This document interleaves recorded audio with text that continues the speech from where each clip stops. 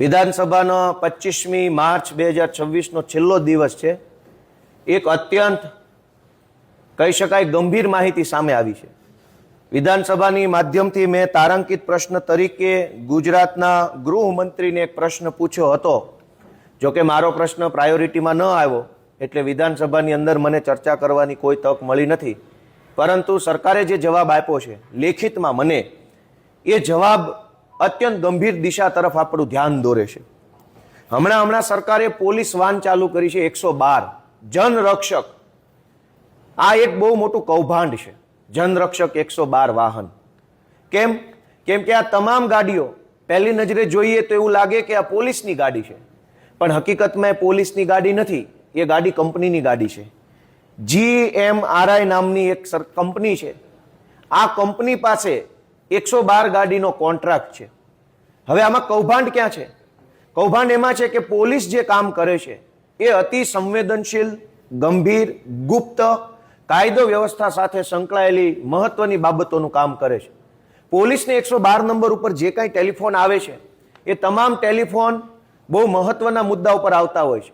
કોઈ ક્રાઇમને લગતા આવતા હોય, સાયબર ક્રાઇમને લગતા, ઇન્ટરનેશનલ થ્રેટને લગતા આવતા હોય, આપણે સરહદી રાજ્ય છીએ, બોર્ડરની પહેલે પારથી કંઈક પ્રવૃત્તિને લગતા ફોન આવતા હોય। આવા તમામ મહત્વના, ગંભીર અને એકદમ કહેવાય કે રાજ્યની સુરક્ષા સાથે સંકળાયેલા જે ફોન આવતા હોય છે એ બધા ફોન ગુપ્ત રહેવા જરૂરી છે। પણ આખી ગાડી જ પ્રાઇવેટ કંપનીની માલિકીની છે, એના ડ્રાઈવરો પ્રાઇવેટ મૂકેલા છે। આજે હવે તમે 112માં કોઈ ગુપ્ત માહિતીનો ફોન કરો ક્રાઇમનો, તો એ ફોન પહેલા કંપની પાસે જશે, પછી કંપનીના ડ્રાઈવર પાસે જશે અને પછી એ ગાડી પાસે જશે। તો પોલીસ એ પ્રાઇવેટ થઈ ગઈ। હમણાં થોડાક દિવસ પહેલા તો વિધાનસભાના માધ્યમથી મને જાણવા મળ્યું હતું કે પોલીસ ભાડે આપવામાં આવે છે। આજે એ જાણવા મળ્યું કે પોલીસની ગાડીઓ કંપની પાસેથી લીધેલી, કંપનીને આપી દીધી છે। એનો અર્થ એ છે કે પોલીસ પ્રાઇવેટ થવાનું ચાલુ થઈ ગયું, કંપની હસ્તક। અને આ કંપનીને સરકારે 4,63,34,883 રૂપિયાનો તો એને પગાર ચૂક્યો છે। પૈસા સરકારના, પોલીસ સરકારની અને એનું પેમેન્ટ કંપનીને। એનો અર્થ એ થયો કે ગુજરાતની સરકારે ગુજરાતની પોલીસને અને ગુજરાત પોલીસના વાહનોને કોઈ કંપનીને ભાડે આપી દીધા। એટલે કોન્સ્ટેબલે ભાડે આપ્યો, 112 ભાડે આપી અને હવે કંપની બોસ થઈ ગઈ, પોલીસની બોસ કંપની।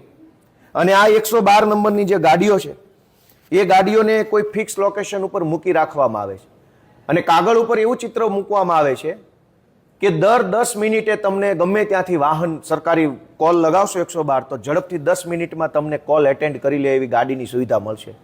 હકીકત તો એ છે કે હજારો પોલીસ સ્ટાફનો સમય બરબાદ થાય છે આ ગાડીઓ ફિક્સ લોકેશન પર મૂકી રાખવાના કારણે। પોલીસ સ્ટેશનોમાં વાહનોની શોર્ટેજ પડી ગઈ છે, કેમ કે દરેક ગાડીઓ ફિક્સ લોકેશન ઉપર 112માં મૂકી દીધી છે। અને આ 112 જે છે એ કોઈ સરકારી નથી, એ પ્રાઇવેટ કંપનીને કોન્ટ્રાક્ટ પર આપેલી પ્રાઇવેટ ભાડાની ગાડીઓ છે। આ ભાડાની ગાડીમાં જો જનતા ફોન કરે તો એ ફોન પહેલા કંપનીના કોલ સેન્ટરમાં જાય, સરકારના કોલ સેન્ટરમાં નહીં। અત્યાર સુધી એવું હતું કે કોઈ માણસ 100 નંબર ઉપર ફોન કરે તો એ ફોન એસપી ઓફિસે રહેલા કંટ્રોલ રૂમમાં જાય। એ કંટ્રોલ રૂમમાં સરકારી માણસ બેઠો હોય, એ સરકારી માણસ ફોન ઉઠાવે। અત્યારે 112માં ફોન કરો તો અહીં અમદાવાદ નરોડા પાસે કે ત્યાં કંઈક એક પ્રાઇવેટ કંપનીનું કોલ સેન્ટર આવ્યું છે, એમાં ફોન જાય। એટલે તમે તમારા પરિવારમાં ઝઘડો થયો હોય, પ્રોપર્ટીનો વિવાદ હોય, દારૂની મેટર હોય, સાયબર ક્રાઇમ હોય અને 112 ઉપર ફોન લગાવો તો તમારો ફોન પ્રાઇવેટ કંપની પાસે જશે। પ્રાઇવેટ કંપની તમારી બધી વિગત સાંભળશે અને પછી એ પોલીસને આપશે। એનો અર્થ એ થયો કે પ્રાઇવેટ કંપનીની સરકારની પોલીસની ઉપર પ્રાઇવેટ કંપનીઓ બેસાડવામાં આવી। તો આ તો પોલીસનું પ્રાઇવેટાઇઝેશન થઈ ગયું કહેવાય એક રીતે।